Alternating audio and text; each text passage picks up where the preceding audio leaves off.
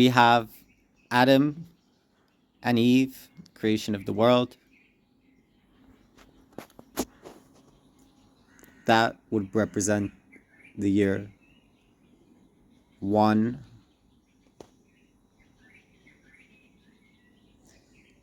Okay. What else happened? Like, what happened in the year, let's say, 1000? We have Noah was born in 1056. What happened in 1056 in our years? I'm not sure. Okay, you could see in 1536, Noah began the construction of the ark. It's already close to our time, right? If you go to the 1700s, 1800s, the last thing listed here is Terach, who's the father of Abraham.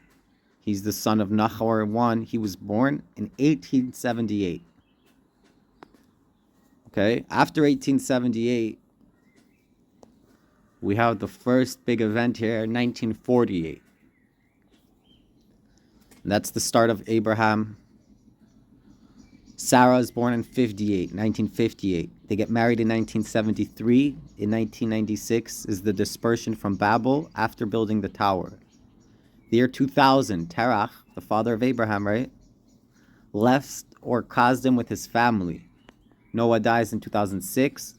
In 2018, the covenant, Bris Bein HaBesarim, is made with Abraham.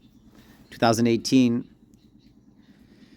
Abraham is promised the land, and in 2018, Jerusalem is recognized along with a whole other series of events that solidify the state of Israel. 2023, Abraham settled Canaan, which is Israel. In 2023, we had a lot of strife in Israel, protests nationwide for judicial reform, along with the Simchas Torah October 7 massacre. 2034 listed next is the next event coming up, and that is the birth of Yishmael. 13 years later, math here is 14, but it's really, right? 13 years later, Abraham circumcised himself. Oh, well, I guess it was 14 years later, but Yishmael was 13. Okay. So Abraham circumcised himself and Yishmael. Not only that, Isaac is born in that year. And not only that, that's the same year that Sodom and Gomorrah are destroyed. So that's a big, powerful event in 2048. It's the circumcision, which is the rectification, right, of Yishmael and of Abraham. So it's a big time of rectification. The state of Israel and the state of Yishmael are both going to have a big, big rectification in 2048. Not only that, Isaac is born, which represents the next stage of Israel, of Abraham.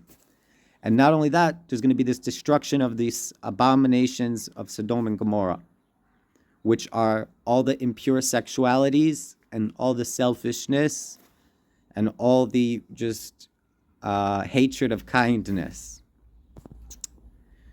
Okay? Another 36 years pass, it seems like. And then we have the binding of Isaac on the altar and the death of Sarah. I don't know what all this means. Okay, another 24 years later, 2108, Jacob and Esau are born. Abraham dies in 2123. That's in just over 100 years. Just under, sorry. Shem, son of Noah, died in 2158. Isaac blessed Jacob instead of Esau. What does that mean? That's going to be a big shift of some sort. That's in 2171. Now, where does our timeline end? If we go all the way down here to where Jacob and his family went to Egypt in 2238, right? Well, actually, the next year, 2239, is actually would line up to, in our year, the year 6000. Right now, we're in the year 5785. So I believe. So I'm just saying in another, we're almost at the year 6000. That's going to be in 2239, okay? So the last big event that happened in the Bible, when you compare these timelines, is Jacob and his family went to Egypt after Joseph already became viceroy in Egypt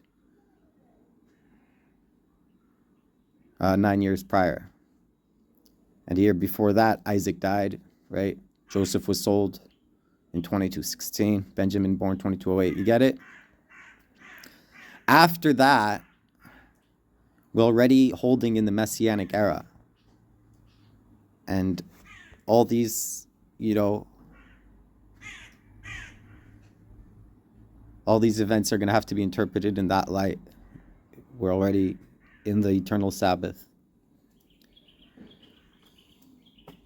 What time are we on the cosmic clock? Well, 1989, 1990, that year was in the Hebrew calendar 5750. 5750 means you're 3/4 of the way through the day, meaning Sunday was from the year 1, Monday was from the year 1000, Tuesday was from the year 2000, right? Friday is from the year 5000. Saturday, Shabbos, is the year 6000. So 5000 started a long time ago. 5750 is 3/4 of the way through Friday.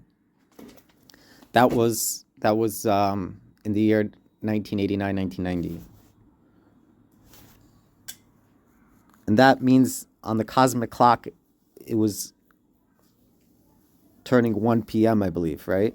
1 p.m. or 12 p.m. Sorry, maybe 12 p.m. Because we start our day, let's say at 6 p.m. is you start your day, right? Let's just say 12. You have 12 hours. You have 6 hours until midnight, another 6 hours till the morning. So 12 hours halfway the day would mean that you're at sunrise. 18 hours in the day, which is what we were holding in 1989, 1990. 18 hours in the day, 3/4 of the way into the day, would mean that I would believe it's 12 o'clock. So we're coming up on 1 o'clock in pretty soon. It's in the next few years, the next 10 years or so.